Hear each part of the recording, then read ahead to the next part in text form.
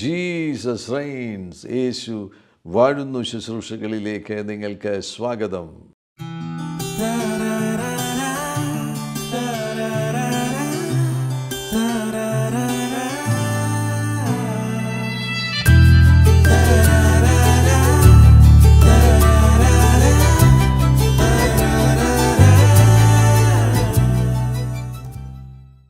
ചിന്തകളിൽ വിപ്ലവ പരിവർത്തനം.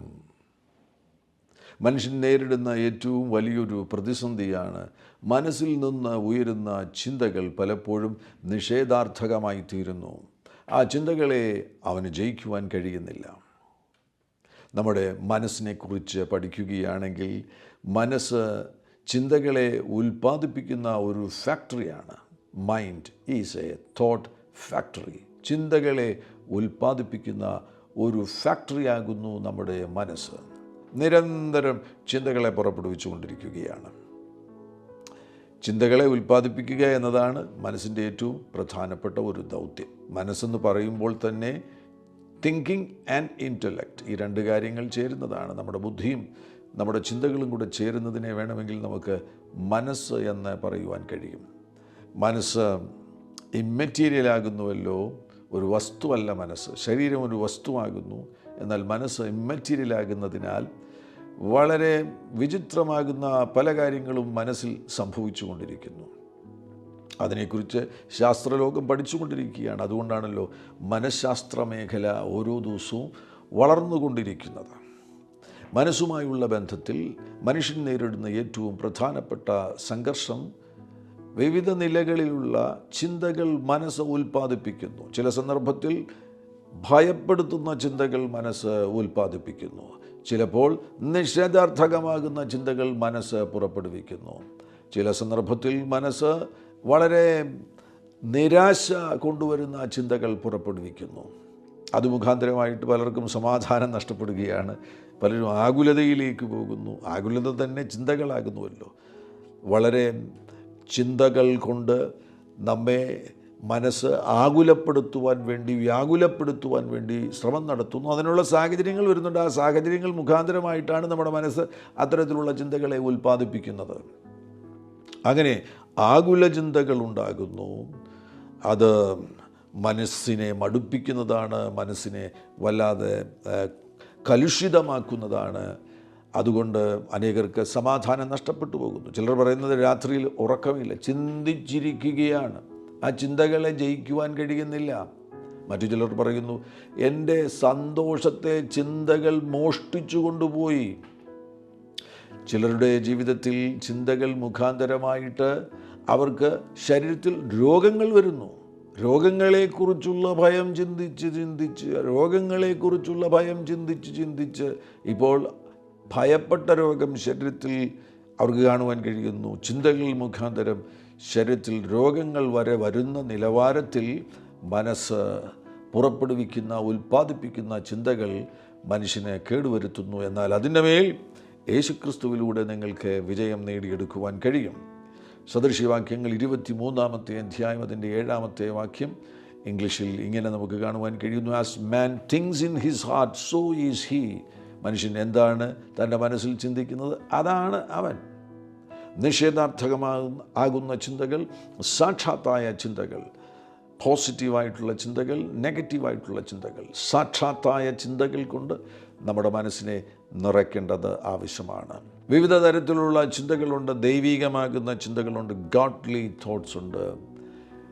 വൈസായിട്ടുള്ള ചിന്തകളുണ്ട്, തോട്ട്സ് ഓഫ് വിസ്ഡം ഉണ്ട്, ജ്ഞാനത്തെ പകരുന്ന ചിന്തകളുണ്ട്. എന്നാൽ മറിച്ച് ജഡീകമാകുന്ന ചിന്തകൾ, കാർണലായിട്ടുള്ള ചിന്തകളുണ്ട്. ചില ചിന്തകൾ വിവേകമില്ലാത്ത ചിന്തകളാണ്.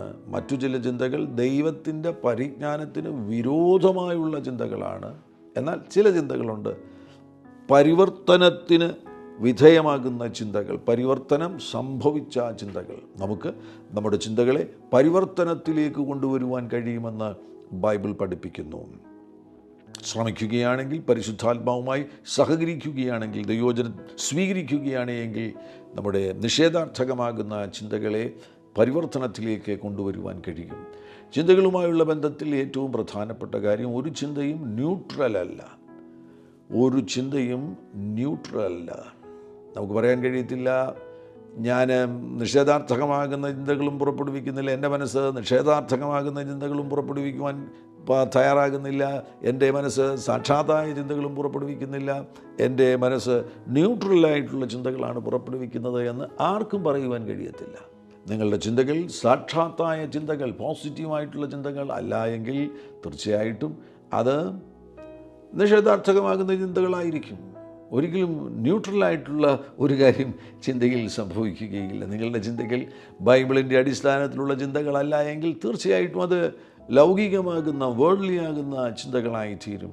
നിങ്ങളുടെ ചിന്തകൾ ജ്ഞാനപൂരിതമാകുന്ന ചിന്തകളല്ല എങ്കിൽ തീർച്ചയായിട്ടും അത് ഫുളിഷ് തോട്ട്സ്, വിവേകമില്ലാത്ത ചിന്തകളായിട്ട് അത് തീരും. അങ്ങനെ ഒരു ചിന്തയും ന്യൂട്രലായിട്ട് തുടരുന്നില്ല എന്നുള്ള ഒരു പ്രധാനപ്പെട്ട കാര്യം മനസ്സിലാക്കുക. അത് ന്യൂട്രലല്ല, അതിന് ഒരിക്കലും ന്യൂട്രലായിട്ട് തുടരുവാൻ, രണ്ടു ഭാഗത്തും ചേരാതെ അതിൻ്റെ നടുവിൽ ന്യൂട്രലായിട്ട് തുടരുവാൻ ചിന്തകൾക്ക് കഴിയുകയില്ല എന്നത് ഒരു യാഥാർത്ഥ്യമാകുന്നു. ഒരു മനുഷ്യന് ഏകദേശം ഏറ്റവും കുറഞ്ഞത് 30,000 ചിന്തകളെങ്കിലുമാണ് ഒരു ദിവസം ചിന്തിച്ചു കൂട്ടുന്നത്. അതിൽ മുന്നോട്ട് പോകും 40,000, 50,000, പലരും ചിലപ്പോൾ ലക്ഷക്കണക്കിന് ചിന്തകളായിരിക്കും ഒരു ദിവസം ചിന്തിക്കുന്നത്. ഈ ചിന്തകളിൽ ഭൂരിഭാഗം ചിന്തകളും ടോക്സിക്കായിട്ടുള്ള ചിന്തകളാകുന്നുവെങ്കിൽ, കേടുവരുത്തുന്ന, അപകടകരമാകുന്ന, നിഷേധാർത്ഥകമാകുന്ന ചിന്തകളാകുന്നുവെങ്കിൽ അത് നമ്മുടെ വ്യക്തിത്വത്തിന് വല്ലാത്ത കേടുകൾ കൊണ്ടുവരും. ചിന്തകൾക്കൊരു പ്രത്യേകതയുണ്ട്. ചിന്തകൾക്ക് വികാരങ്ങളെ പുറപ്പെടുവിക്കുവാൻ കഴിയും. മനസ്സ് ചിന്തകളെ ഉൽപ്പാദിപ്പിക്കുന്നു. ആ ചിന്തകൾക്ക് നമ്മുടെ വികാരങ്ങളെ സ്വാധീനിക്കുവാൻ കഴിയും. നമ്മുടെ പ്രാണനിൽ പ്രധാനമായിട്ടും മനസ്സുണ്ട്, വികാരങ്ങളുണ്ട്, ഇച്ഛാശക്തിയുണ്ട്.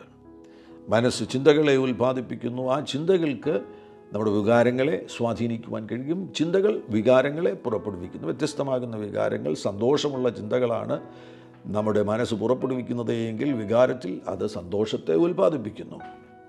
അവിടെ ആ ചിന്തയും വികാരവും ചേരുകയാണ്. ആ ചിന്തയും വികാരവും ചേരുമ്പോൾ അതിന് വേണമെങ്കിൽ ഒന്നുകിൽ സംസാരമായി തീരുവാൻ കഴിയും, അല്ലെങ്കിൽ അതിന് പ്രവൃത്തിയായി തീരുവാൻ കഴിയും, അതുമല്ലെങ്കിൽ അതിന് സങ്കല്പമായി തീരുവാൻ കഴിയും, അല്ല എങ്കിൽ ആ ചിന്തയെ നമുക്ക് ഇല്ലാതെയാക്കി കളയുവാൻ കഴിയും. ആ ചിന്തകൾക്ക് സ്പീച്ചായി തീരുവാനുള്ള സാധ്യതയുണ്ട്. ആ ചിന്തകൾക്ക് ആക്ഷനായി തീരുവാനുള്ള സാധ്യതയുണ്ട്. ആ ചിന്തകൾക്ക് ഇമാജിനേഷനായി തീരുവാനുള്ള സാധ്യതകളുണ്ട്. അല്ല എങ്കിൽ ആ ചിന്തകളെ നമുക്ക് അബോർട്ട് ചെയ്ത് കളയുവാൻ, ഇല്ലാതെയാക്കി കളയുവാൻ കഴിയും.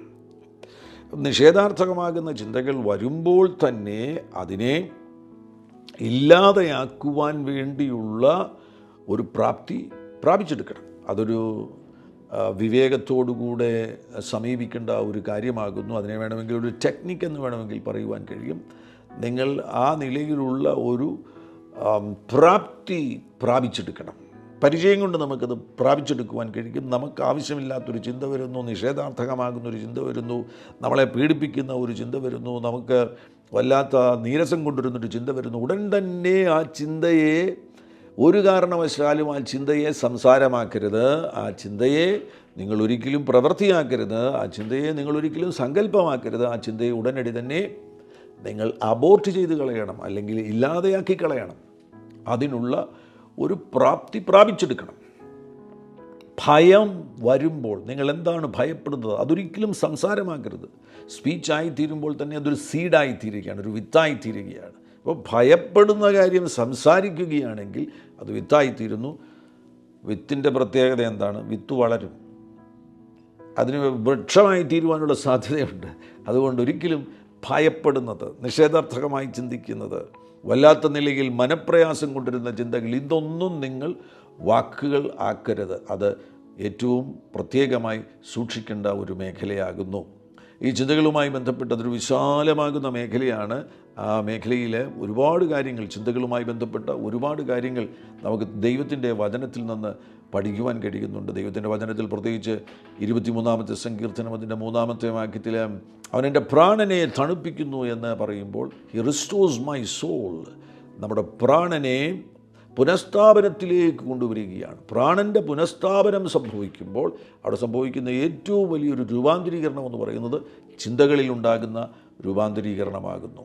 കർത്താവിനറിയാം മനുഷ്യ മനസ്സിന് എത്രയൊക്കെ ശ്രമിച്ചു കഴിഞ്ഞാലും അതിനെ മാറ്റം ഇത്രമാത്രമേ വരുത്തുവാൻ കഴിയുകയുള്ളൂ എന്നുള്ളത് കർത്താവിന് അറിയാവുന്നത് കൊണ്ടാണ് നമുക്ക് രക്ഷിക്കപ്പെട്ട സമയത്ത് തന്നെ മറ്റൊരു മനസ്സിനെ കർത്താവ് ദാനമായി നൽകിത്തരുന്നത്. ക്രിസ്തുവിൻ്റെ മനസ്സിനെ അവിടുന്ന് നമുക്ക് ദാനമായി നൽകിത്തരുന്നു.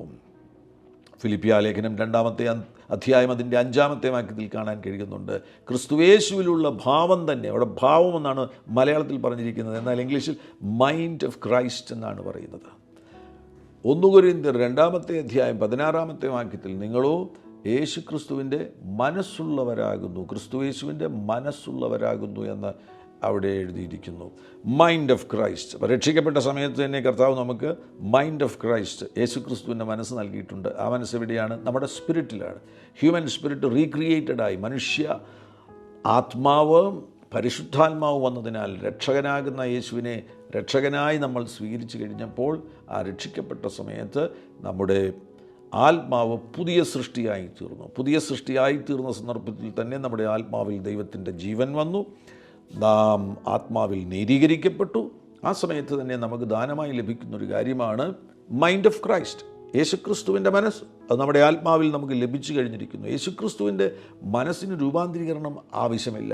യേശുക്രിസ്തുവിൻ്റെ മനസ്സ് ക്രിസ്തുവിൻ്റെ മനസ്സാണ്. ക്രിസ്തുവിൻ്റെ മനസ്സാകുന്നതിനാൽ ആ മനസ്സ് കേടുള്ള മനസ്സല്ല, നെഗറ്റീവായി ചിന്തിക്കുന്ന മനസ്സല്ല, യേശുക്രിസ്തു ചിന്തിക്കുന്നത് പോലെയുള്ള മനസ്സാണ്. ആ മനസ്സ് നമ്മുടെ ആത്മാവിലുണ്ട്. ആ മനസ്സിൻ്റെ അധീനതയിലേക്ക് നമ്മുടെ മനുഷ്യ മനസ്സിനെ കൊണ്ടുവരണം. മനുഷ്യ മനസ്സിനെ രൂപാന്തരപ്പെടുത്തണം. രൂപാന്തരപ്പെടുത്തി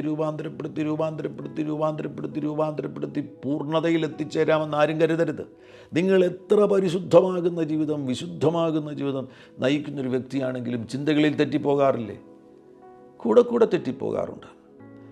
ഏറ്റവും വിശുദ്ധനാകുന്നൊരു മനുഷ്യൻ മരിക്കാൻ കിടക്കുന്ന സമയത്തും ചിന്തകളിൽ തെറ്റിപ്പോകുവാൻ സാധ്യതയുണ്ട്. ആ നിലയിൽ പറഞ്ഞു കഴിഞ്ഞാൽ മനുഷ്യ മനസ്സെന്ന് പറയുന്നത് പട്ടിയുടെ വാല് പോലെയാണ്. നേരെയാക്കുവാൻ വേണ്ടി എത്ര കുഴലിലിട്ട് കഴിഞ്ഞാലും അവസാനം പിന്നെയും അത് വല്ലാത്ത ചിന്തകളെ കൊണ്ടുവരുന്ന ഒരു നിലവാരത്തിൽ വീഴ്ച വന്നുപോയ മനസ്സാണ്. ആദാം ഏദനിലായിരുന്ന സന്ദർഭത്തിൽ വീഴ്ച വന്ന മനസ്സായിരുന്നു അല്ല. ആത്മാവിലും പ്രാണനിലും ശരീരത്തിലും ആദാമിൻ്റെ ജീവിതത്തിൽ സ്വർഗീയമാകുന്നൊരു അലൈൻമെൻ്റ് ഉണ്ടായിരുന്നു, ക്രമമുണ്ടായിരുന്നു. അവിടെ ആദാമിൻ്റെ ആത്മാവ് യജമാനനായിരുന്നു, പ്രാണൻ കാര്യസ്ഥനായിരുന്നു, ശരീരം ദാസനായിരുന്നു. ആ നിലയിലുള്ളൊരു ക്രമീകരണം ഉണ്ടായിരുന്നു. ആദാമിൻ്റെ പ്രാണനിൽ ഉള്ള മനസ്സ് ഒരിക്കൽ പോലും നിഷേധാർത്ഥകമാകുന്ന ഒരു ചിന്തയെ പുറപ്പെടുവിക്കുന്ന, ഉൽപ്പാദിപ്പിക്കുന്ന, ടോക്സിക് ആയിട്ടുള്ള ചിന്തകൾ പുറപ്പെടുവിക്കുന്ന ഒരു മനസ്സായിരുന്നേയില്ല. എന്നാൽ 3-ാമത്തെ അധ്യായത്തിൽ പാമ്പ് വന്നതിന് ശേഷം പാമ്പ് അവിടെ പാമ്പിനെക്കുറിച്ച് രേഖപ്പെടുത്തിയിരിക്കുന്ന പദപ്രയോഗം എന്ന് പറയുന്നത് കൗശലം എന്ന വാക്കാണ് രേഖപ്പെടുത്തിയിരിക്കുന്നത്. അപ്പോൾ പാമ്പിലുള്ള കണ്ണിങ്നെസ്, കൗശലം, ആ കൗശലത്തോടുകൂടെ വന്ന് സ്ത്രീയോട് സംസാരിക്കുമ്പോൾ ഇവിടെ ശബ്ദങ്ങളിലൂടെ ഇമ്പാർട്ടേഷൻസ് നടക്കും. സ്ത്രീ കേൾക്കുന്ന സന്ദർഭത്തിൽ ഈ പാമ്പ് കൗശലത്തോടുകൂടെ സംസാരിക്കുമ്പോൾ പാമ്പിലെന്തുണ്ട്? കൗശലമുണ്ട്. പാമ്പിൻ്റെ മനസ്സിലെന്തുണ്ട്? കൗശലമുണ്ട്. അല്ലെങ്കിൽ പിശാചിൻ്റെ മനസ്സിലെന്തുണ്ട്? കൗശലമുണ്ട്. പിശാചിൻ്റെ മനസ്സിൽ കണ്ണിങ്നെസ് ഉണ്ട്. പിശാചിൻ്റെ മനസ്സിലെന്തുണ്ട്? പിശാചിൻ്റെ മനസ്സിൽ നിഷേധാർത്ഥകമാകുന്ന ചിന്തകളുണ്ട്.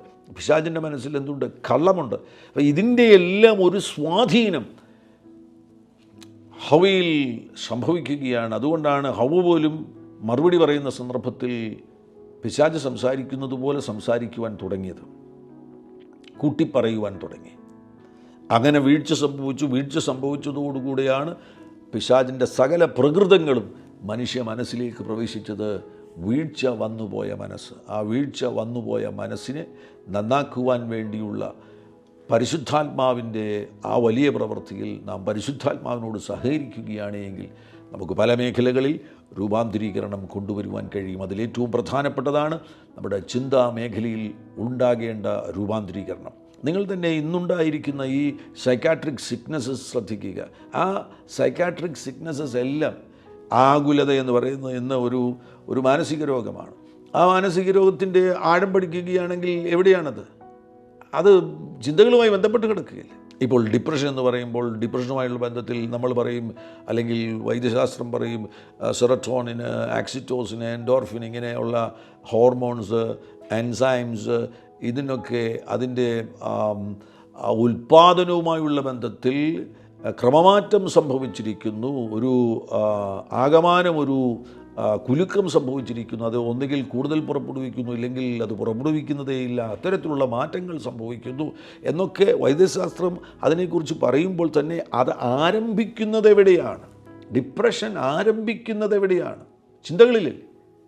ആ വ്യക്തി ചിന്തിച്ചു തുടങ്ങുകയാണ്, എൻ്റെ ജീവിതം ഇങ്ങനെ ആയിപ്പോയല്ലോ, ഞാനാകെ പരാജയമാകുന്നുവല്ലോ, ഞാൻ ഒരിക്കലും രക്ഷപ്പെടുകയില്ല, എനിക്കിനി പ്രതീക്ഷിക്കാനൊന്നുമില്ല. ഇത്തരത്തിലുള്ള ചിന്തകൾ ആവർത്തിച്ച്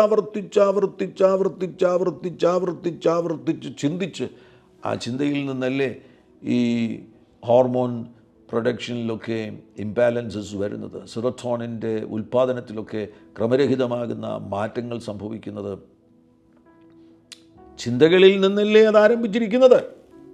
അപ്പോൾ ഈ നിലയിലുള്ള നിഷേധാർത്ഥകമാകുന്ന ചിന്തകൾ മുഖാന്തരമാണ് പല രോഗങ്ങളും മനസ്സിലും ശരീരത്തിലും വെളിപ്പെടുന്നത്. ഇപ്പോൾ നമ്മുടെ ശരീരത്തിന് വിരോധമായി തന്നെ ഉള്ള ചില രോഗങ്ങളുണ്ട്.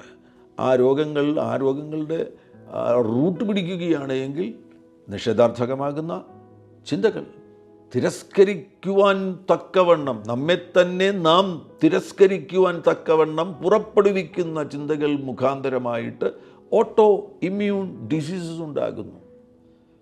നമ്മുടെ ശരീരത്തിനെതിരെ യുദ്ധം ചെയ്യുകയാണ്.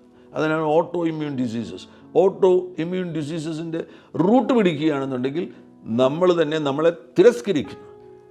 എങ്ങനെയാണ് ഞാൻ എന്നെ തിരസ്കരിക്കുന്നത്? ചിന്തകളിലൂടെയാണ് നിങ്ങളെ തിരസ്കരിക്കുന്നത്. വൈദ്യശാസ്ത്രം പല കാര്യങ്ങളും ചെയ്യുന്നുവെങ്കിൽ പോലും നിങ്ങൾക്ക് കാതലായൊരു മാറ്റം ഏതു മേഖലയിൽ ഉണ്ടാകണം? ചിന്തകളുടെ മേഖലയിൽ ഉണ്ടാകണം. മനഃപൂർവ്വമായിട്ട് നിങ്ങളുടെ ചിന്തകളുടെ മേഖലയിൽ ഒരു രൂപാന്തരീകരണം കൊണ്ടുവരികയാണ് എങ്കിൽ നമ്മുടെ ഒരുപാട് അനുഗ്രഹങ്ങളെ മോഷ്ടിച്ചു കൊണ്ടുപോകുന്ന കള്ളനെ നമുക്ക് അറസ്റ്റ് ചെയ്യുവാൻ കഴിയും. നമുക്ക് വീണ്ടും നമ്മുടെ മനസ്സിനെ ക്രമത്തിലേക്ക് കൊണ്ടുവരുവാൻ കഴിയും. മനസ്സ് ഉൽപ്പാദിപ്പിക്കുന്ന ചിന്തകൾ, ടോക്സിക് ആയിട്ടുള്ള ചിന്തകൾ പുറപ്പെടുവിക്കുകയില്ല. പകരം നല്ല ചിന്തകളെ പുറപ്പെടുവിക്കുന്ന മനസ്സായിത്തീരും. ടോക്സിക് ആയിട്ടുള്ള ചിന്തകൾ പുറപ്പെടുവിക്കുകയാണെങ്കിൽ ടോക്സിക് ആയിട്ടുള്ള വികാരങ്ങൾ അതിൻ്റെ പരിണിത ഫലമാകുന്നു. നല്ല ചിന്തകൾ പുറപ്പെടുകയാണ് എങ്കിൽ നല്ല വികാരങ്ങൾ അതിൻ്റെ പരിണിത ഫലങ്ങളാകുന്നു. ആ നിലയിൽ നല്ല ചിന്തകളെ പുറപ്പെടുവിക്കുവാൻ കഴിയും. അതിനുള്ള ഒരു പ്രധാനപ്പെട്ട താക്കോൽ നൽകി തരുവാൻ ആഗ്രഹിക്കുന്നു. ചിന്തകളേക്കാൾ ശക്തിയേറിയത് സംസാരമാകുന്നു. സ്പീച്ചാണ് തോട്ട്സിനെക്കാട്ടിലും ശക്തിയുള്ളത്. ഈ പ്രപഞ്ചം തന്നെ വേർഡിലാകുന്നുവല്ലോ സൃഷ്ടിക്കപ്പെട്ടത്. ഇന്നും വേർഡ് ഓഫ് ഗാഡിലാകുന്നു ഈ പ്രപഞ്ചം നിലനിൽക്കുന്നത്. ദൈവത്തിൻ്റെ വായിൽ നിന്ന് പുറപ്പെട്ട വചനങ്ങളാകുന്നു ഈ പ്രപഞ്ചത്തെ ഇന്നും നിലനിർത്തിക്കൊണ്ടിരിക്കുന്നത്. അതുകൊണ്ട് തന്നെ നമ്മുടെ അധരത്തിൽ നിന്ന് പുറപ്പെടുന്ന വാക്കുകൾ നമ്മുടെ ചിന്തകളേക്കാൾ ശക്തിയേറിയതാകുന്നു. സംസാരം കൊണ്ട് ചിന്തകളെ തകർക്കുക. നിഷേധാർത്ഥകമാകുന്ന ചിന്തകൾ വരുമ്പോൾ, ദൈവ പരിജ്ഞാനത്തിനു വിരോധമാകുന്ന ചിന്തകൾ വരുമ്പോൾ ആ ചിന്തകളെ വാക്കുകൾ കൊണ്ട് തകർക്കുക. അങ്ങനെയുള്ള വാക്കുകൾ പുറപ്പെടുവിക്കുമ്പോൾ ഏറ്റവും നല്ലത് ദൈവത്തിൻ്റെ വചനം ഏറ്റുപറയുവാൻ തയ്യാറാകുക. ആവർത്തിച്ച് ദൈവത്തിൻ്റെ വചനം ഏറ്റുപറയുന്നതിലൂടെ നിങ്ങൾക്ക് മൈൻഡ് സെറ്റിനെ ചേഞ്ച് ചെയ്യുവാൻ കഴിയും. Change your mind set by confessing the word of God. നിങ്ങളുടെ മനസ്സിനെ നിങ്ങൾക്ക് മാറ്റുവാൻ കഴിയും. എങ്ങനെ? ദൈവത്തിൻ്റെ വചനം ആവർത്തിച്ച് ഏറ്റുപറയുന്നതിലൂടെ. മനസ്സിൻ്റെ സൗഖ്യവുമായി ബന്ധപ്പെട്ട അനേകം വചനങ്ങളുണ്ട്. ആ വചനങ്ങൾ മനഃപൂർവ്വമായി ഏറ്റുപറയണം. റോമാലേഖനം അതിൻ്റെ 12-ാമത്തെ അധ്യായം അതിൻ്റെ 2-ാം വാക്യത്തിൽ ഈ ലോകത്തിന് അനുരൂപമാകാതെ നന്മയും പ്രസാദവും പൂർണ്ണതയുമുള്ള ദൈവഹിതം ഇന്നതെന്ന് തിരിച്ചറിയേണ്ടതിന് മനസ്സ് പുതുക്കി രൂപാന്തരപ്പെടുവീൻ. റോമാലേഖനം 8-ാമത്തെ അധ്യായം അതിൻ്റെ 6-ാമത്തെ വാക്യം, ജഡത്തിൻ്റെ ചിന്ത മരണം, ആത്മാവിൻ്റെ ചിന്തയോ ജീവനും സമാധാനവും തന്നെ. സദൃശവാക്യങ്ങളിലേക്ക് പോവുകയാണെങ്കിൽ സദൃശവാക്യങ്ങൾ അതിൻ്റെ 18-ാമത്തെ അധ്യായം 21-ാമത്തെ വാക്യം, മരണവും ജീവനും നാവിൻ്റെ അധികാരത്തിലിരിക്കുന്നു, അതിലിഷ്ടപ്പെടുന്നവർ അതിൻ്റെ ഫലം അനുഭവിക്കും. 139 സങ്കീർത്തനത്തിലേക്ക് പോകുന്നു എങ്കിൽ അവിടെയും നമുക്ക് ഏറ്റുപറയുവാൻ ഒരു വചനം ലഭിക്കുന്നു. അതിൻ്റെ 23 വാക്യത്തിൽ കാണുവാൻ കഴിയുന്നു, ദൈവമേ എന്നെ ശോധന ചെയ്ത് എൻ്റെ ഹൃദയത്തെ അറിയണമേ, എന്നെ പരീക്ഷിച്ച് എൻ്റെ നിലവുകളെ അറിയണമേ, വ്യസനത്തിനുള്ള മാർഗം എന്നിൽ ഉണ്ടോ എന്ന് നോക്കി ശാശ്വത മാർഗത്തിൽ എന്നെ നടത്തണമേ. എൻ്റെ മനസ്സിൽ നിന്ന് പുറപ്പെടുന്ന വ്യസനത്തിനുള്ള മാർഗങ്ങളെ ഇല്ലാതെയാക്കി എന്നെ ശാശ്വത മാർഗത്തിൽ നടത്തണമേ. യിശയ്യാപ്രവാചകൻ്റെ പുസ്തകത്തിലേക്ക് പോകുമ്പോൾ അതിൻ്റെ 26 അധ്യായം 3 വാക്യത്തിൽ, സ്ഥിരമാനസൻ നിന്നിൽ ആശ്രയം വെച്ചിരിക്കൊണ്ട് നീ അവനെ പൂർണ്ണ സമാധാനത്തിൽ കാക്കുന്നു.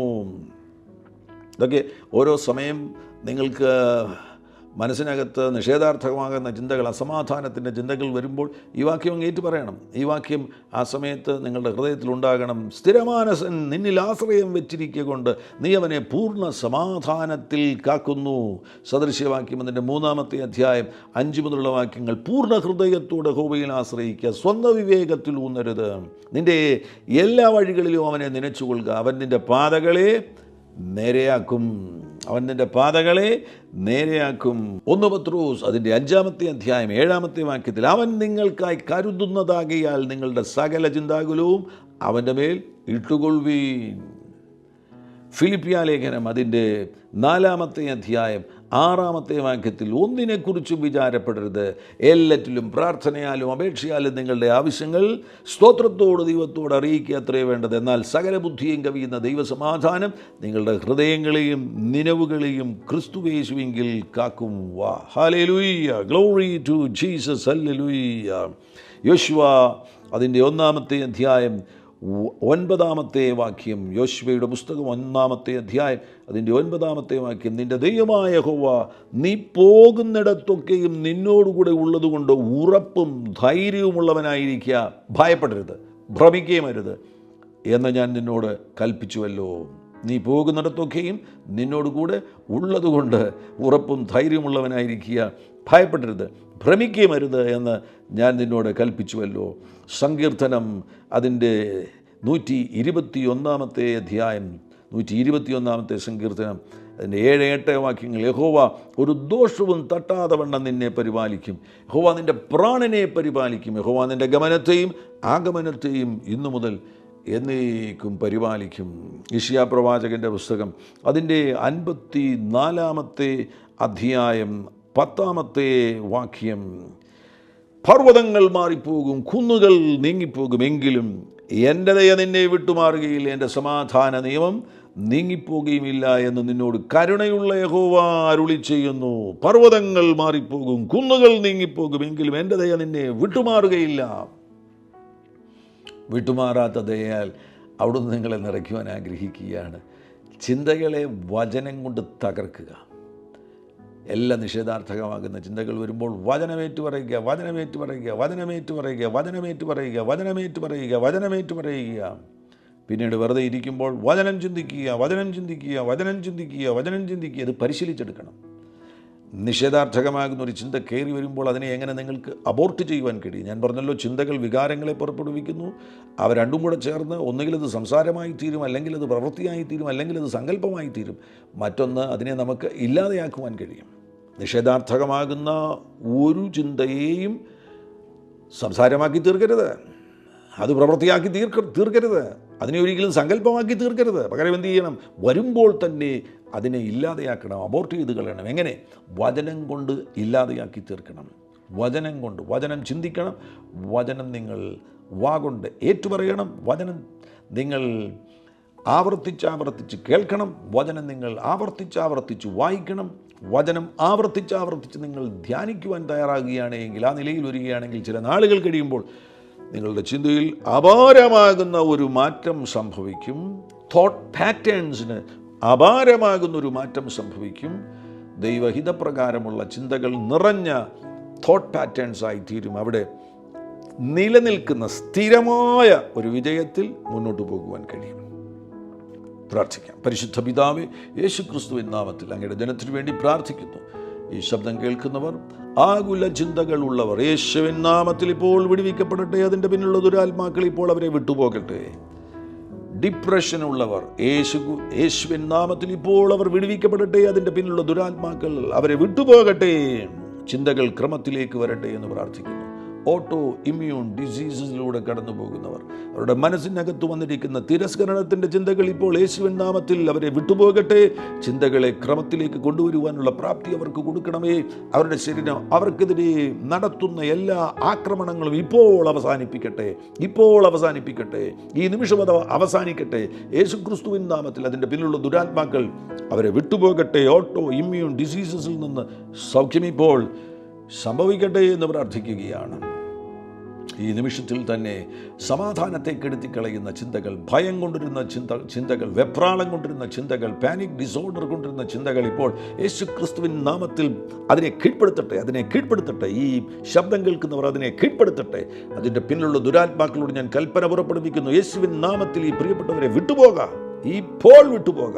ഈ നിമിഷത്തിൽ സൗഖ്യം സംഭവിക്കട്ടെ. പാനിക് ഡിസോർഡറിൽ നിന്ന് സൗഖ്യം സംഭവിക്കട്ടെ. ആങ്സൈറ്റി ഡിസോർഡറിൽ നിന്ന് സൗഖ്യം സംഭവിക്കട്ടെ. യേശുക്രിസ്തുവിൻ നാമത്തിൽ ഫിയറിൽ നിന്ന് സൗഖ്യം ഇപ്പോൾ സംഭവിക്കട്ടെ. എല്ലാ മാനസിക രോഗബാധകളും വിട്ടുപോകട്ടെ. യേശുക്രിസ്തുവിൻ നാമത്തിൽ അത്ഭുത സൗഖ്യങ്ങൾ സംഭവിക്കട്ടെ. ചിന്തകളെ ക്രമത്തിൽ കൊണ്ടുവരുവാനുള്ള അസാധാരണമാകുന്ന പ്രാപ്തിയെ ഈ പ്രിയപ്പെട്ടവർക്ക് കൊടുക്കുന്നതിനായി സ്തോത്രം ചെയ്യുന്നു. അത്ഭുതങ്ങൾ അങ്ങ് ചെയ്തിരിക്കുന്നതിനായി സ്തോത്രം. സകല മഹത്വവും അങ്ങയ്ക്ക് യേശുക്രിസ്തുവിൻ നാമത്തിൽ തന്നെ. Amen. Hallelujah. Glory to Jesus. നല്ല ചിന്തകളെ കൊണ്ട് കർത്താവ് നിങ്ങളെ അനുഗ്രഹിക്കട്ടെ. ഈ എപ്പിസോഡ് കാണുവാൻ നിങ്ങൾ കാണിച്ച മനസ്സിനെ പ്രത്യേകമായി അഭിനന്ദിക്കുകയാണ്. ഈ നല്ല ചിന്തകൾ തീർച്ചയായിട്ടും നിങ്ങൾ മറ്റുള്ളവരുമായി പങ്കുവയ്ക്കണം. അനേകർക്ക് ഇതൊരു അനുഗ്രഹമായി തീരട്ടെ. ഈ ചാനൽ ഇതുവരെയും നിങ്ങൾ സബ്സ്ക്രൈബ് ചെയ്തിട്ടില്ല എങ്കിൽ ദയവായി സബ്സ്ക്രൈബ് ചെയ്യുവാൻ വിനയപുരസ്സരം ഓർപ്പിക്കുന്നു. കർത്താവാകുന്ന യേശു നിങ്ങളുടെ കൂടെയിരിക്കും. God bless you. ആമേൻ.